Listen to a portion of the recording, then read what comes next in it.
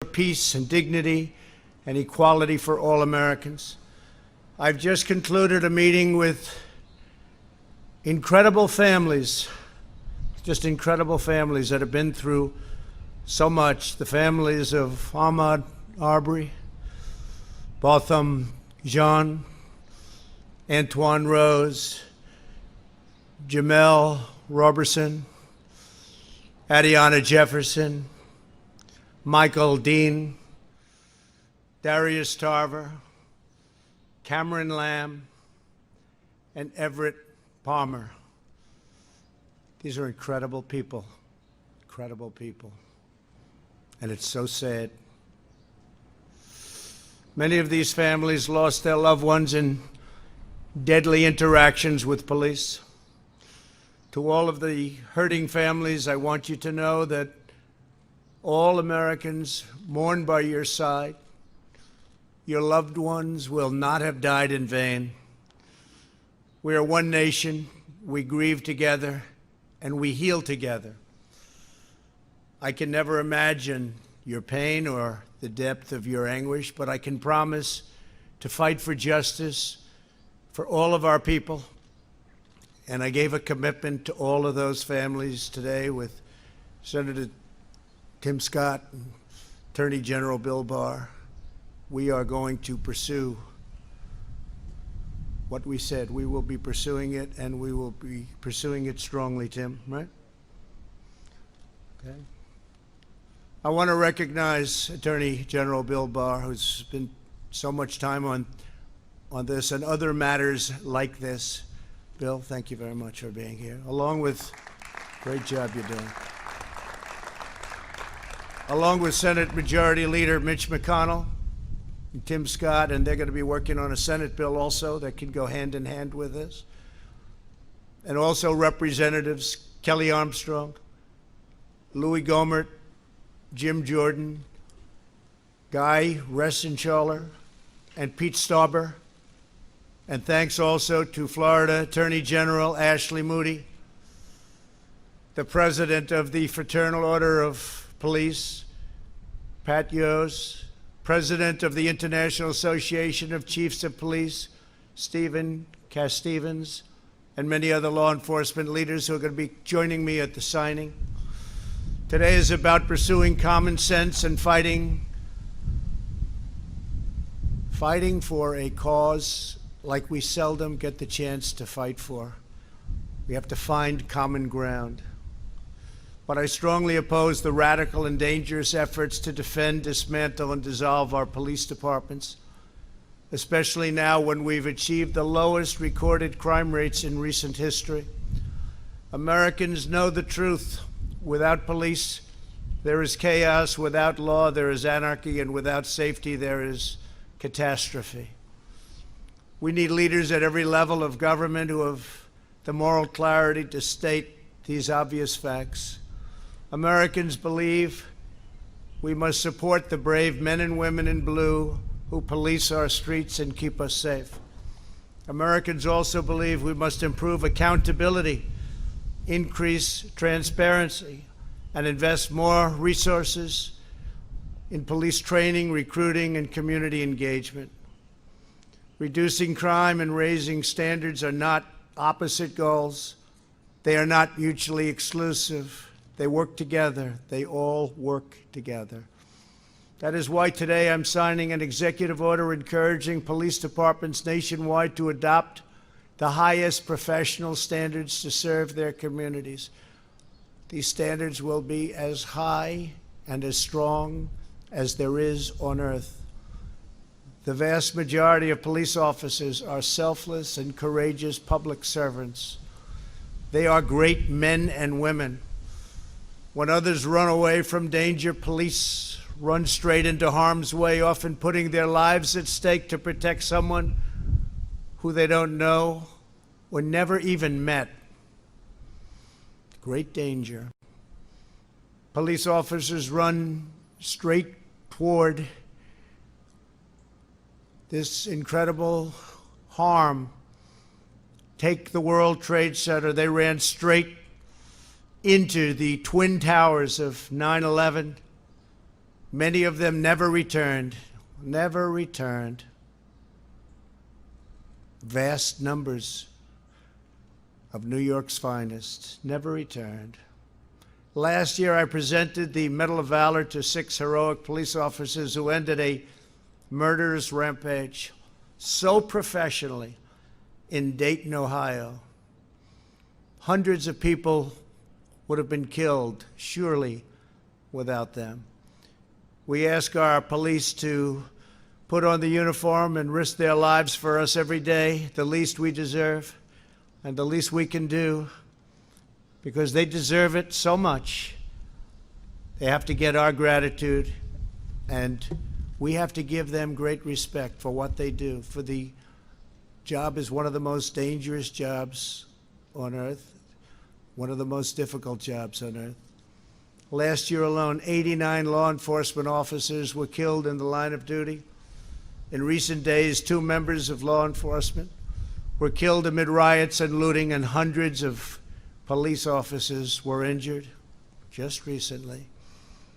1 officer was shot in the head and is now laying in a hospital, almost totally paralyzed. Despite our very good record on crime, law and order must be further restored nationwide, and your federal government is ready, willing, and able to help, as we did in Minneapolis after it got out of control for 4 days. We sent in representatives, commonly known as the National Guard, and it was all put down very quickly. We're willing to help. We're willing to help in Seattle. We're willing to help anywhere you want, and we'll be there very quickly. It won't take long. There will be no more looting or arson, and the penalty will be very grave for those who get caught. Violence and destruction will not be tolerated. We cannot do that. The looters have no cause that they're fighting for, just trouble. Every day, police officers make great sacrifices to keep our communities secure and safe. In 2018, our police arrested nearly 12,000 people for murder, 25,000 people for rape, and nearly 1.5 million for assault. Very dangerous criminals. In many cases, local law enforcement is underfunded, understaffed, and under-supported. 47% of all murders in Chicago and 68% of all murders in Baltimore went without arrests last year. Americans want law and order. They demand law and order. They may not say it. They may not be talking about it, but that's what they want. Some of them don't even know that's what they want, but that's what they want. And they understand that when you remove the police, you hurt those who have the least the most. Nobody needs a strong, trustworthy police force more than those who live in distressed areas, and nobody is more opposed to the small number of bad police officers, and you have them. They're very tiny. I use the word tiny. It's a very small percentage, but you have them. But nobody wants to get rid of them more than the overwhelming number of really good and great police officers. Some of them are standing with me and with me in the audience today, and I appreciate you being here. Thank you. Thank you. Great job. What's needed now is not more stoking of fear and division.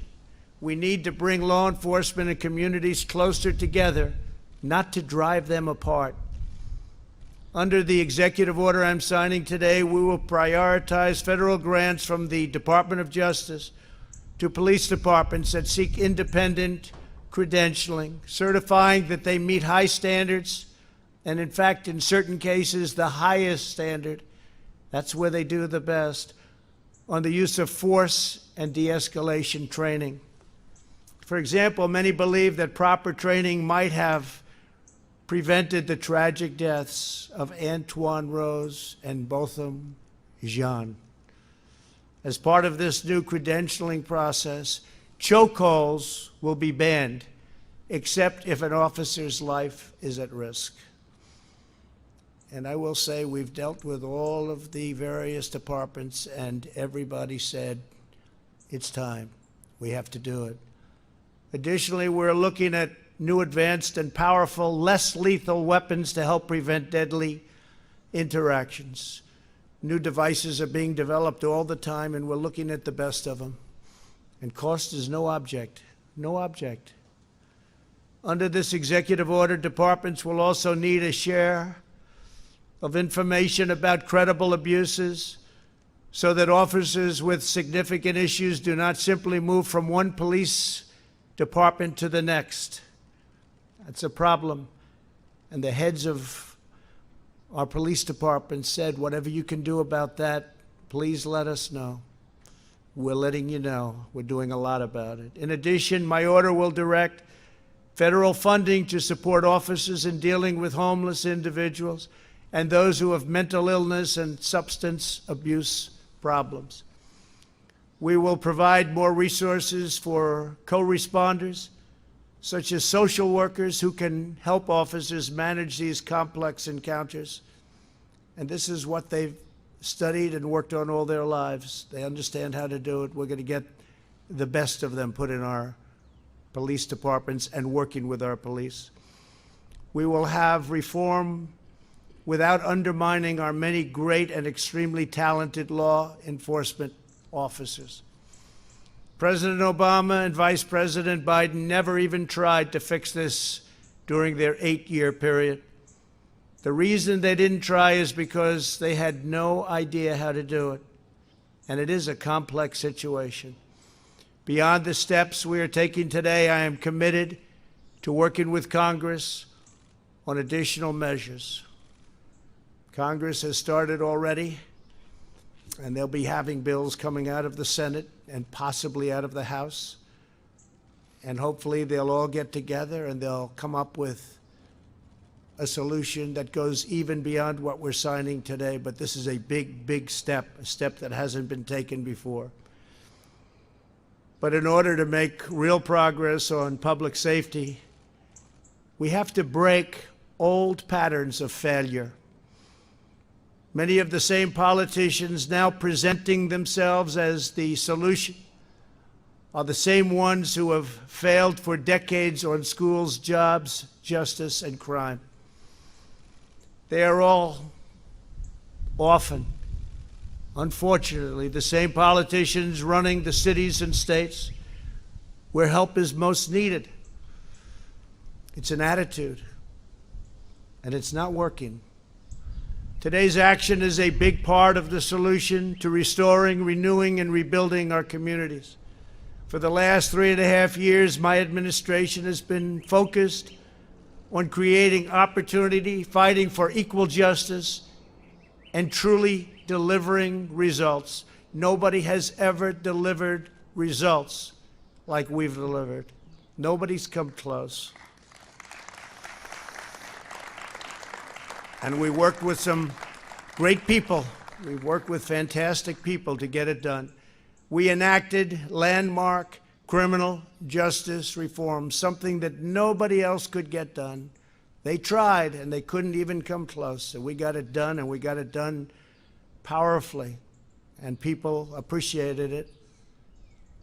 But it's something that, with all the work and all the talk for so many years, criminal justice reform, nobody else could get done. We secured permanent and record funding for HBCUs, that's historically black colleges and universities, numbers that they never thought were possible, and long-term financing, because they would come back to the White House after my 3rd year. I said, why are you here again? Great people, about 42 people, the heads of black colleges and universities. Great people. They do such an incredible job. And I'd see them after the 3rd year. I say, why are you doing this? We need money again. I said, don't we set it so you have like a 10-year program, a 5-year program? No, sir. For years and years, we've had to come back every single year.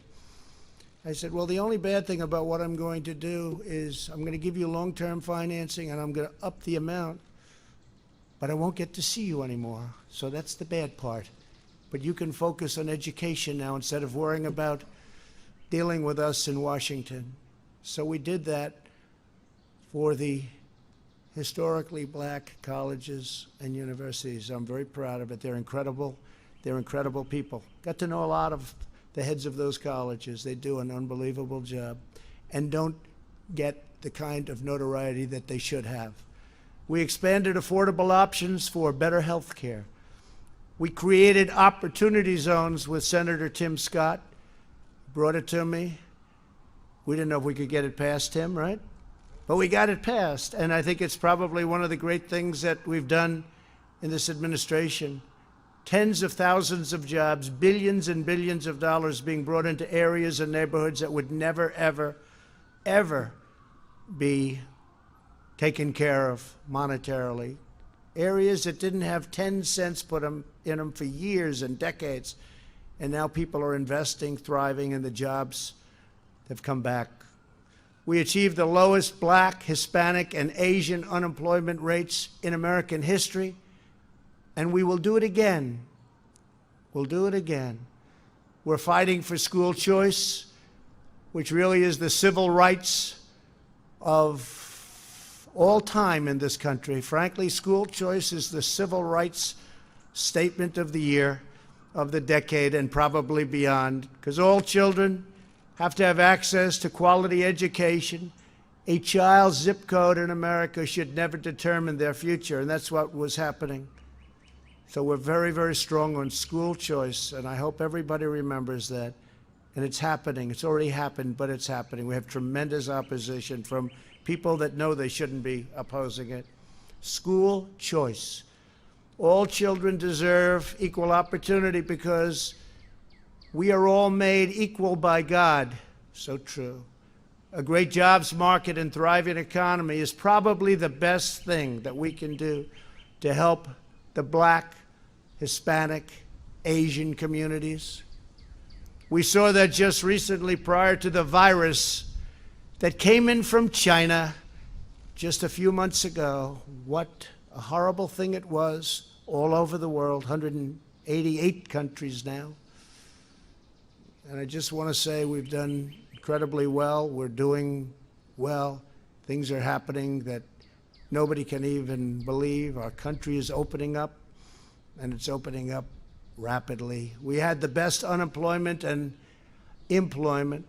We had best unemployment and employment numbers. Think of that. In the history of our country, we're up to almost 160 million people working. There was never anything even close. And that's for almost every group, including black, Hispanic, Asian, women, young people, old people, young people without a high school diploma. Every group. Everybody was thrilled. Everybody had just about high-paying jobs.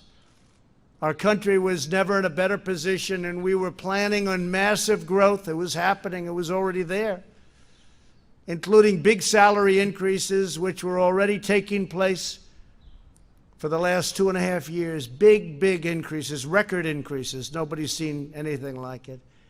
And then we got hit by the virus, along with the rest of the world, and now I'm building it up again. Here we go again. But I'm building it up again, and it's moving fast, and it will be even better than before, because we also learned it will be better than before. Jobs are rapidly coming back, and retail sales that were just announced 2 hours ago, just a little while ago, they're up a staggering 17.7%. Amazing. The projection was anywhere from 6 to 8%. We're up 17.7%. And what does that mean? The stock market went through the roof. These good numbers, they drove it up to a level that we're almost at the same level. Hard to believe. We're getting very close to the level we were before the pandemic and before all of the things that you've seen happened. That's a great thing, because ultimately it's about jobs. It's about, the government can never do anything like a great job for a person where they look forward to getting up in the morning and going to work and getting a much bigger check than they could ever get otherwise. Today and over the last 60 days, we've had one of the biggest stock market increases in the history of the stock markets. And 2 weeks ago, the 50-day increase was the single biggest. Unless my formula is tampered with, we will soon be in a stronger position than we were before the plague came in from China. When the numbers reach the point that I know they will, there will again be a great unity and a great spirit in our country. People will have that job back that they might have lost. They'll be making even more money than they did before. We have some brilliant people working with me, and we put it together. We did it once, and we're very easily doing it again. We're way ahead of schedule. You'll see that. You'll see the third quarter numbers will be very good. You'll see fourth quarter will be really good, and you'll see next year will be one of the best economic years this country has ever had.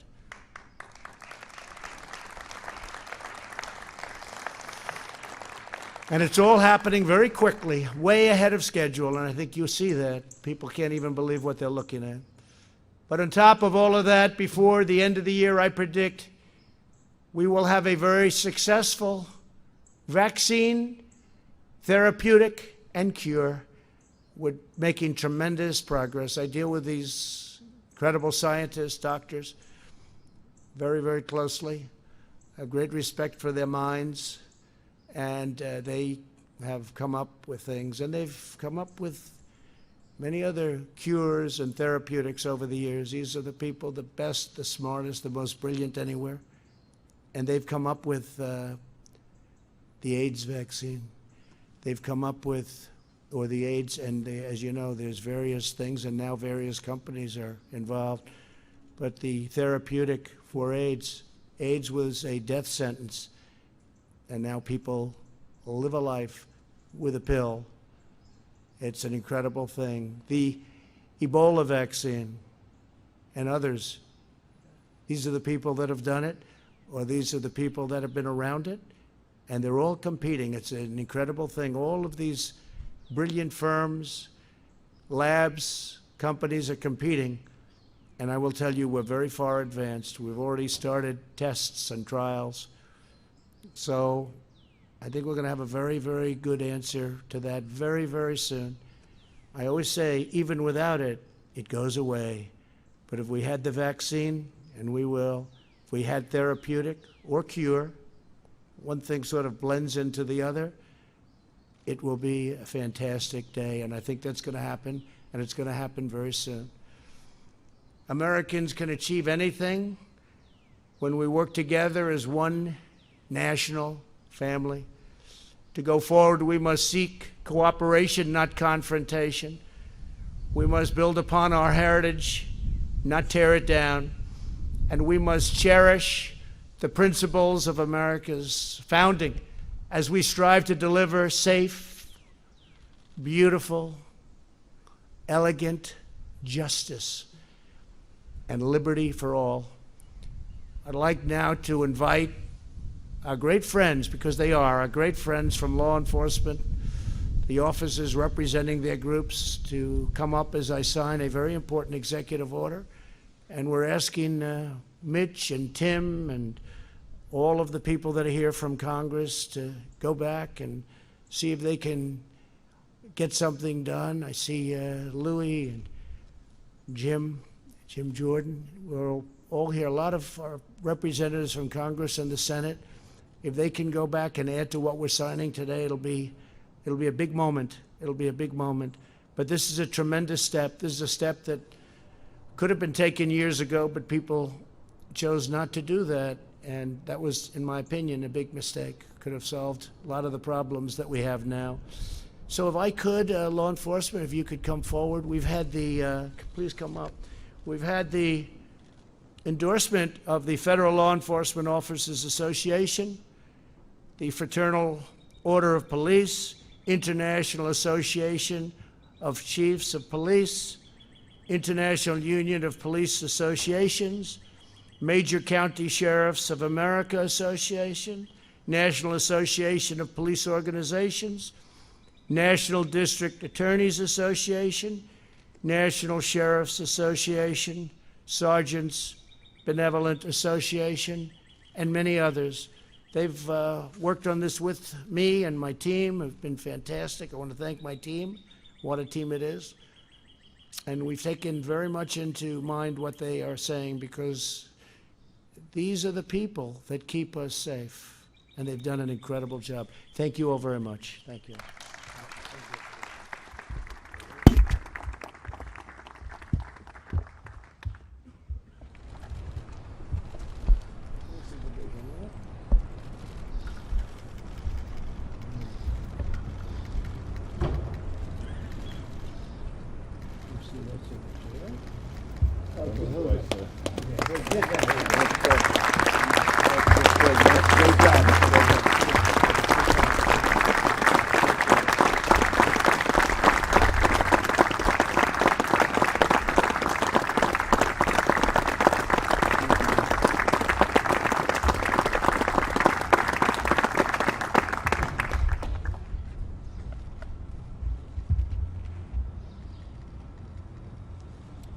Thank you very much. Thank you, Mr. President. Take one of these for yourselves. Okay. Thank you very much, everybody.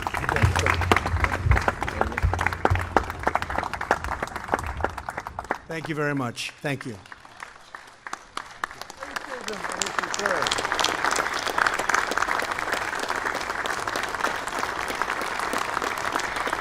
there systemic racism in policing, sir?